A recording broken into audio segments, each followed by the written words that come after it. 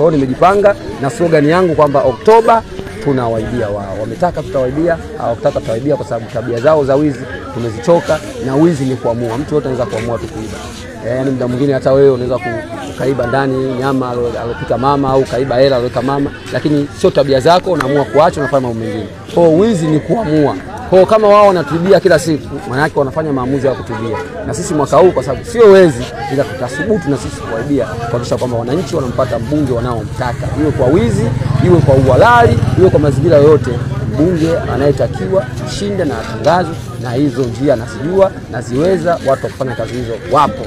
Tarehe 29 kuna mambo mawili. Kuna jambo la kijinga wanazungumzia kuhusu maandamano. Ili mimi kwangu nahisi jambo la kijinga kwa sababu ili ukaandamane unatakiwa ujue unaandamana kwa ajili ya nini.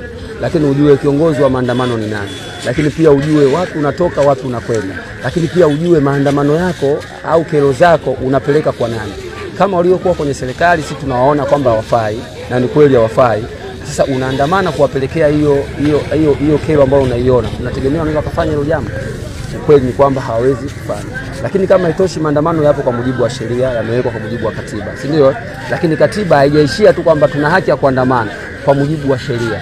Sheria inasemaje? Uandae barua, toe taarifa, useme unatoka wapi, unakwenda wapi, yabarikiwe, polisi wakulinde. Kama polisi wanasema tusiandamane, maana yake wameshaona kuna viashiria vya uvunjifu wa amani. Sasa kama unaandamana, wao watatumia nguvu yao kukuzuia. Sasa mimi kama mbunge niwaambie, tarehe 29 ni siku ya kazi moja tu. Tunakwenda kuchagua viongozi tunaowataka kwa maslahi yetu na mahitaji yetu. Haya mambo mengine ya kuandamana na mambo mengine ambayo ni ya hovyo hayana nafasi. Kama tunataka tuandamane, tumalize uchaguzi tarehe 29, tarehe 30 tuandamane. Hata mimi watanipata. Lakini hatuwezi kufanya maandamano siku ambayo nchi imetenga kwa ajili ya kufanya uchaguzi. Huu ni uhalifu, huu ni ubaya, huu ni ujinga ambao hatuwezi kufanya. Na mimi nimwambia watu maana kila mtu ana interest yake. Mimi nasema sisi tutaandamana.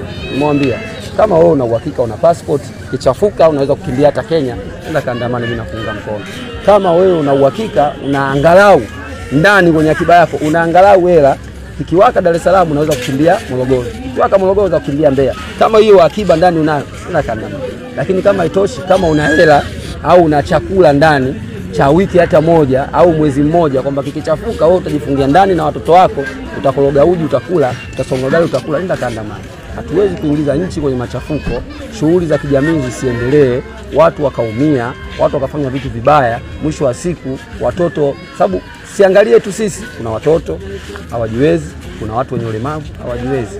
Leo ukiweka machafuko kwenye nchi, watoto watakufa, walemavu watakufa, watapata vilema vya kutosha, kitu ambacho sio sawa. Na hii nchi yetu ni nchi ya amani. Kwa hiyo niwaambie, tarehe 29 ni siku ya kwenda kufanya mageuzi ya kweli, watu wakachague viongozi wanaowahitaji, sio vyama wanavyovihitaji.